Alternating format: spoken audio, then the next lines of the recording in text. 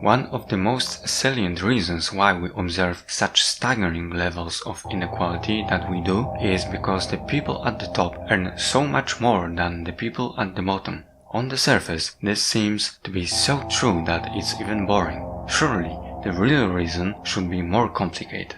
Yet, philosopher and political activist Noam Chomsky and economist Richard Wolff and many others explain that we spend most of our waking lives in corporations that operate in non-democratic ways, and this structure of corporation is the crux of the issue. Owners of a company dictate what it should do, CEO and managers give instructions on how to do the work.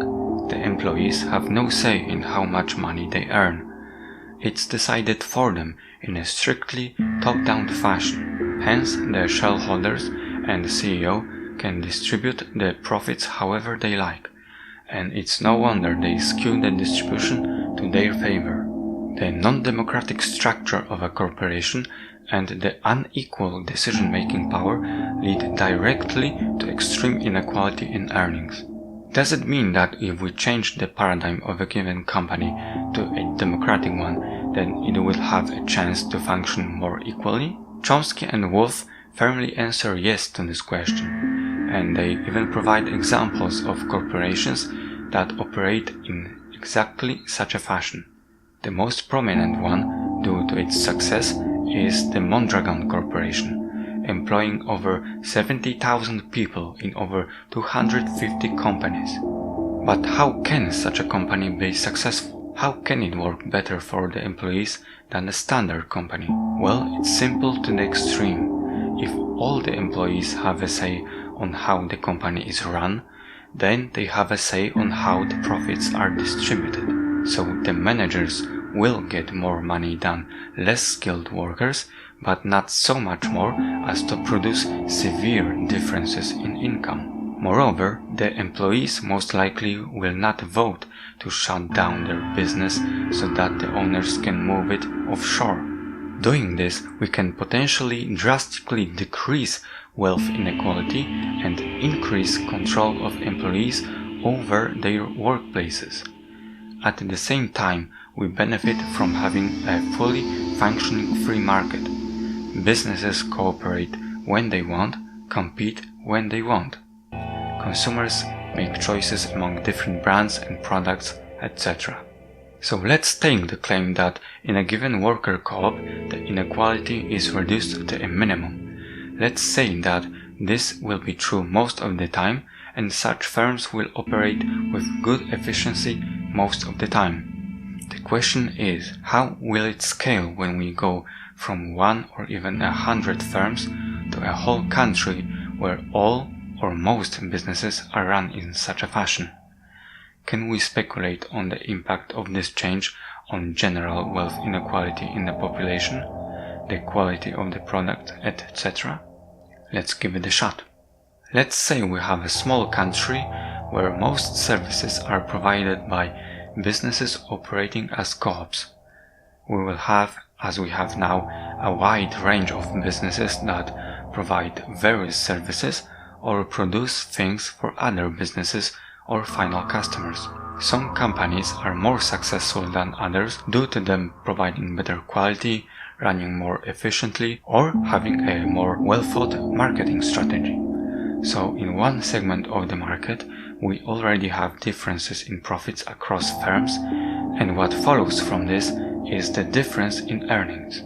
Now we go from one segment of the market to a full-blown market with many categories of services and factories, etc. A car wash may very well have less revenue and profit than a software company.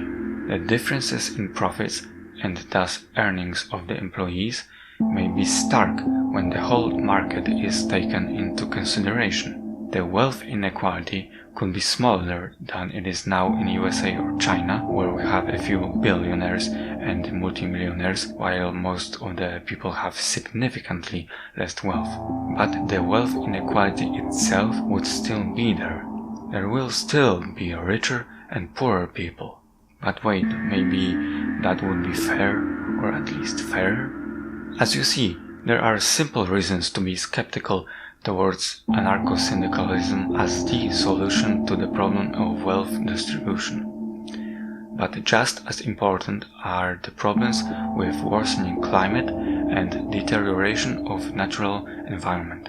We live in a world where natural environment and climate are being abused. Little is being done to actually restore good health of ravaged ecosystems.